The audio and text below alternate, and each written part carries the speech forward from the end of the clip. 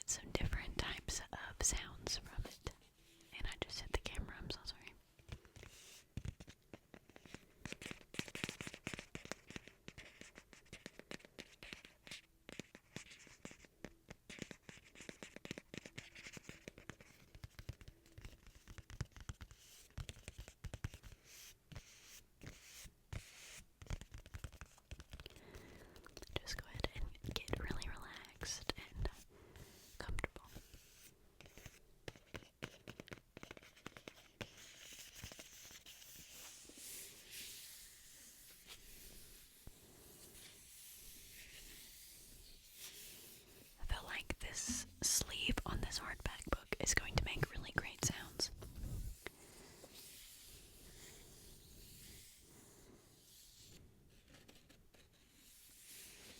Alright.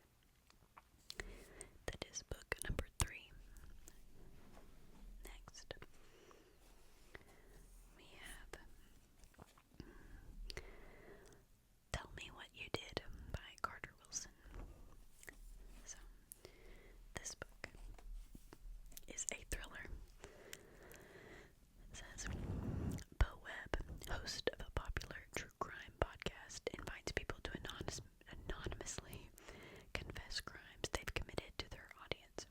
She can't guarantee the police won't come after her guest, but her show grants simultaneous gosh, I'm gonna struggle to say that, anonymity, you know what it is, and instant fame, a potent combination that's proven difficult to resist. After an episode recording, Bo usually erases both criminal and crime from her mind. But when a strange and oddly familiar man appears on her show, Bo is forced to take a second look, not only because he claims to be her mother's murderer from years ago, but because Bo knows something no one else does. Her mother's murderer is dead. Bo killed him. So, this is right up my alley, let me tell you. I'm telling you, I love a good thriller. This one that has questions for the author, 415 pages. So, what's gonna be tough is like it just looks so crisp. The book is just like perfectly set up, and when I start to read it, I'm gonna break that spine, and it's gonna hurt me on the inside. But I don't think I've read any of these. But depending on if I like it, then I'll branch out to the other work that this author has put out. So I did write and self-publish my own thriller. I thought it was great. My family thought it was great. Obviously they have to say that, but I was really proud of myself for doing it. I come up with a lot of story and like movie and anime ideas into my head, and they just kind of float there. And I was telling my husband, I was like, I really wish that somebody would make a book about this, because it was one of the ideas that I had. And he was like, why don't you just do it? Because I've always loved to write. And I was like, okay. So I did. I wrote the book, and every time I would finish a chapter, I would read it out loud to him. And then his mom would read it at the same time. Like, I would send her that new chapter. So she was kind of my beta reader. And so, I mean, she liked it too. But I was really proud, and so now I'm gonna try to like write one that's a little bit longer, because it was kind of short. But yeah, I love a good thriller. Sorry, I just kind of rambled about that a little bit.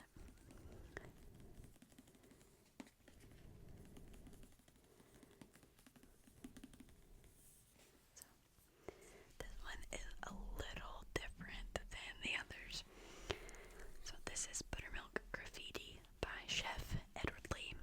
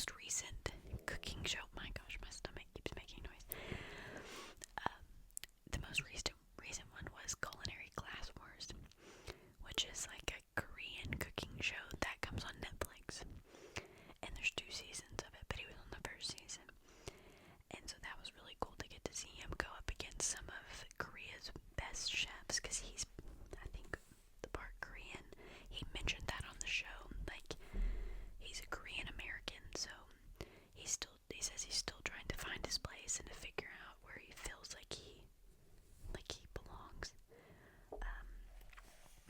So I think it's gonna be really cool to read and to learn more about him, since he is my favorite chef. So I know this is not something that a lot of people are gonna read. It's kind of unique to myself, but if by chance you are also a fan of Edward Lee and have read this buttermilk graffiti autobiography cookbook thing, please let me know if you liked it.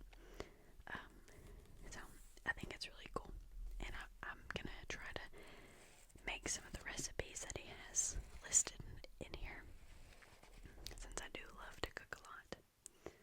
So, and the last one on my to be read list for this video, the list goes on and on. We have 1922 by Stephen King. I've mentioned that Stephen King is my husband's favorite author, and he's read pretty much everything that he's put out, even as his alias name, or he wrote under a different name. And I want to read more of those books, so that way I can talk about it with him, since he really enjoys them. So that's why I'm reading it. But it's a really long book. I mean, it's 2 movies worth. And so this one is shorter. And so I feel like this is very realistic for me to get through. Like, it's only 129 pages. So I feel like this is something that I could get through. This was the other exception. I said I don't like to read books where the timeline is like an old timeline. Well, this one's in 1922, obviously, because it's the name of the book. But this is the exception. I typically wouldn't go for books that were set in the 20s. But it says, Wilfred James owns 80 acres of farmland in Nebraska that have been in his family for generations. His wife, Arlette, owns an adjoining 100 acres. That's a lot of land. She wants to sell her land, but if she does, she will be forced to sell his as well. James will do anything to hold on to his farm, and his son is willing to assist. Together, they commit a gruesome crime in order to keep the family homestead intact. Soon after, supernatural terrors begin to afflict father and son, as well as their land. It is just a coincidence, or is it just a coincidence, or is it something more disturbing at work? Betrayal, murder, madness, rats. 1922 is a breathtaking exploration into the dark side of human nature from the great American storyteller Stephen King. So, it also has to do with crime, like a true crime. There was a murder, so this book also falls into the type of books I normally read. So, like the little rat, you can see him. He goes across the spine and into the back of the book. But yeah, it's pretty short, and I don't know. I feel like I could get through this pretty quickly, because I do read fast. You know what they say, you don't have to read every single word on the page. There are some words that you can just gloss right over, and your brain knows that it's there. So I feel like a lot of people have probably read this book, so if you have, please let me know in the comment section what you thought about it, and if I will like it. So I'm a pretty harsh critic when it comes to books.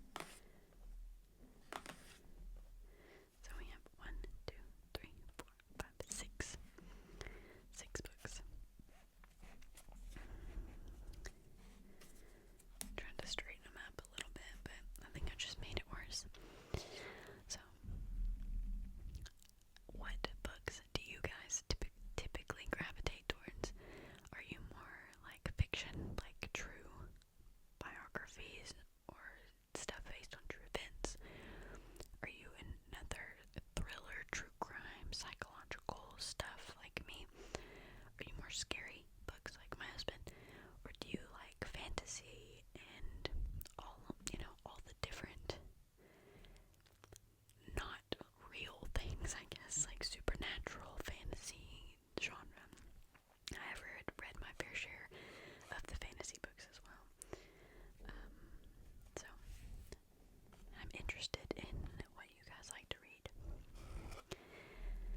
Thank you so much for being here tonight. It really means a lot to me. And thank you for all of the support on the previous videos. Be on the lookout for part 2 of making the cheapest Pokédex, coming out either Friday or Saturday, depending on the time. I have my dad's birthday dinner Friday night, so if it's too late, I'll just wait and do the video Saturday. But I'm excited to go through part 2 and add some more cards to our Pokédex and see how cheap we